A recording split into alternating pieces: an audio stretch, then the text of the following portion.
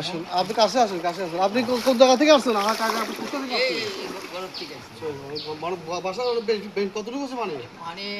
কাছাকাছি। কাছাকাছি না? আচ্ছা দেখ, এটা একটু ছাড়ে দেন, এটা ছাড়ে দেন, আমরা একটু ভিডিও দিব, মানুষ ফলোয়ার দেখবে, সমস্যা একটু ভিজু। আচ্ছা যাক, আপনার নাম কি? আবুল কালাম। আপনি এখানে কত বছর বসবাস করেন? এখানে 2001 সালে 2001 সাল থেকে এখানে বসবাস করতেছেন। কোনো সুযোগ সুবিধা পাই নাই আচ্ছা যাক, আমি যেটা বলতে চাচ্ছি যে আজকে যে বন্যা হয়েছে বা বৃষ্টি পানি দেখতেছেন, এটা কি বৃষ্টি পানি থেকে হয়েছে নাকি এটা বৃষ্টি পানি। হ্যাঁ, এটা কোথা থেকে আসছে? এটা ফার্মসিটির পানি, এখানের পানি জমাই আছে। আপনাদের এতে বৃষ্টিতে বন্যাতে কোনো ক্ষয়ক্ষতি হয় কম, মানে আপনাদের কি বাড়ি ঘরে বা ঘর বাড়ি থাকে না, গরু ছাগল মারা যায়, বহু বন্যা ক্ষতি।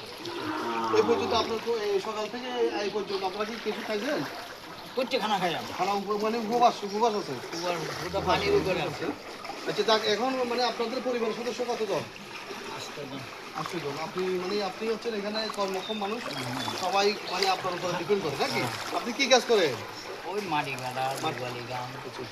আপনি কি আজকে মাটি কাটা যুগালি কাজ করতে পারছেন? না না, একদম বন্ধ, কাম আসেন, কাম বন্ধ। আপনারা যেদিন কাজ করতে পারেন সেদিন খান, যেদিন কাজ করতে পারেন না সেদিন করতে পারেন না, চলতে পারেন না, এটা কি সত্য? একটু কষ্ট হয়। আচ্ছা, এই গন্ধওয়ারা থেকে আমাদেরকে যদি আমরা যদি এই বন্যার পানি থেকে বাঁচা বা যাতায়াতের জন্য আপনাদের যখন অতিরিক্ত বৃষ্টি হয়, আপনাদের তো ঘর থাকা লিক হয়ে যায়, মানে এটা ঝুঁকিপূর্ণ হয়ে যায়। আপনারা তখন ওই পারে যাইতে গেলে আপনাদের কি করতে হবে, কিভাবে পারবেন ওইভাবে ওই পারে শুকনো জায়গায়?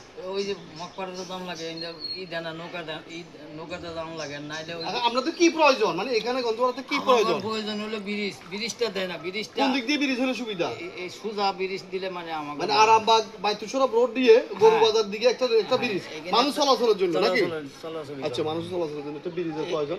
এই আপনাদের ব্রিজের যে প্রতি মানে আপনারা যে ব্রিজের দাবি করতেছেন, এটা তো অনেক দিন শুনতেছি ব্রিজের দাবি। মিছিল কোন এখন আপনাদের ব্রিজ না হওয়ার কারণ কি, না হচ্ছে না কেন? এটা ওই নেতারা পয়সা খায়া খায়া বন্ধ করে দেয়। আচ্ছা যাই হোক, এখন আপনারা বর্তমান যে এমপি আছে, এমপি মহোদয় আছে, এই জননেতা, গরিব মানে গরিব মেহনতি মানুষের বন্ধু সকলের নেতা এমপি মহোদয়, এখন ওনার আন্ডারে কি ব্রিজটা হওয়ার সম্ভাবনা আছে কিনা?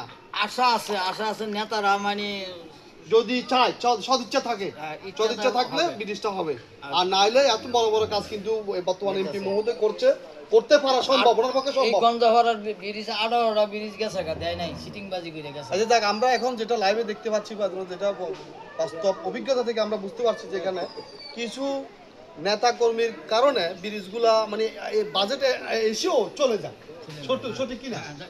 এখন আমরা যাচ্ছি যে বর্তমান যে নেতা, যে বর্তমান আমাদের প্রাণপ্রিয় নেতা, জনগণের লিডার, এবং উনি যে যতগুলো কাজ অবকাশ মানে বিভিন্ন সময় উদ্যোগ করে আসছে, ওনার অভিজ্ঞতা থেকে আমরা বলতে চাচ্ছি যে এখানে ব্রিজ হওয়া সম্ভব, যদি উনি একটু সদিচ্ছা সুনজর দেখে একটা গঞ্জভাড়া ব্রিজ দরকার। প্রাণপ্রিয় শহর খাগড়াছড়ির প্রাণ কেন্দ্র অবস্থিত উত্তর গঞ্জভাড়া, কিন্তু এখানে ব্রিজের সংকটের কারণে আমরা যাতায়াত করতে পারি না, এক জায়গা থেকে আরেক জায়গায় যেতে পারি না, এবং কি মানে এমন সময় দেখা গেছে মুমূর্ষু রুগী, যে রুগী এখন মানে রুগী নিয়ে যাওয়াটা মানে একটা অনেক সময় দেখা গেছে এখান থেকে 1.5-2 কিলো মানে গাড়ি দিয়ে যাওয়া লাগে হাসপাতালে বা বিভিন্ন রকমের প্যাথোলজি সেন্টারগুলোতে। এখন আমার যদি একটা ব্রিজ এখানে থাকতো, তাহলে এখানে 5 থেকে 7 মিনিট 10 মিনিটের ভিতরে রুগী ট্রান্সফার করা বা রুগী নেওয়া আমাদের পক্ষে সম্ভব ছিল।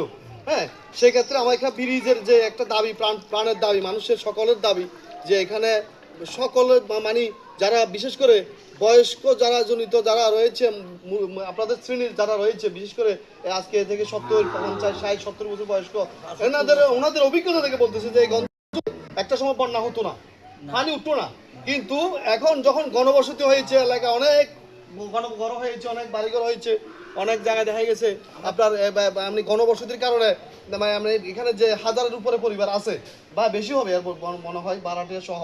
তো এখানে প্রাণকেন্দ্র খাগড়াছড়ির যে শহরের একেবারে সন্নিকটে যে আমাদের যে অবস্থানটা হচ্ছে, যে এই গ্রামটা, এটা হচ্ছে অবহেলিত গ্রাম।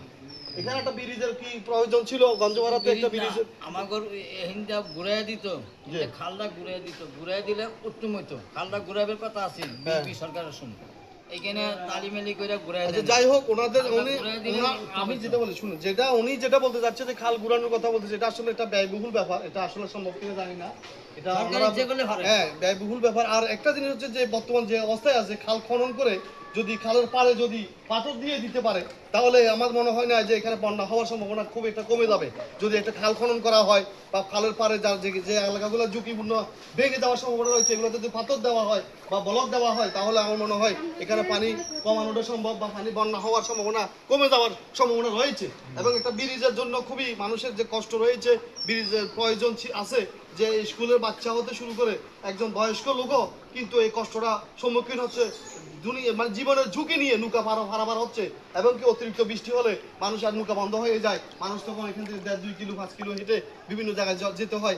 যারা বিশেষ করে যারা খেতে খাওয়া মানুষ, যারা শ্রমিক দিন মজুর, তারা দেখা গেছে অতি বর্ষণের কারণে, গর্ভবন্দী হওয়ার কারণে, তারা কাজে না যাওয়ার কারণে তারা অনেক সময় দেখা গেছে পুরো দিন উপবাস থাকতে হচ্ছে এবং না খেয়ে পানি থাকতে আইলেও হচ্ছে। অনাহারি থাকে। হ্যাঁ, এরপর আরেকটা জিনিস দেখতেছি, যারা এখানে গরু ছাগল লালন পালন করে, হাঁস মুরগি বা বিভিন্ন রকমের শাকসবজি অথবা খেত খামার করে, জায়গাগুলো নিম্ন হওয়ার কারণে সবগুলো বন্যা কবলিত হয়ে যায় এবং ক্ষতিগ্রস্ত হয়। এবং গরু ছাগল যারা লালন পালন করেন, তারা দেখা গেছে এক জায়গায় থেকে আরেক জায়গায় নিতে অনেক কষ্ট করতে হয়, মানে তাদের একটা দুশ্চিন্তার কোনো শেষ থাকে না।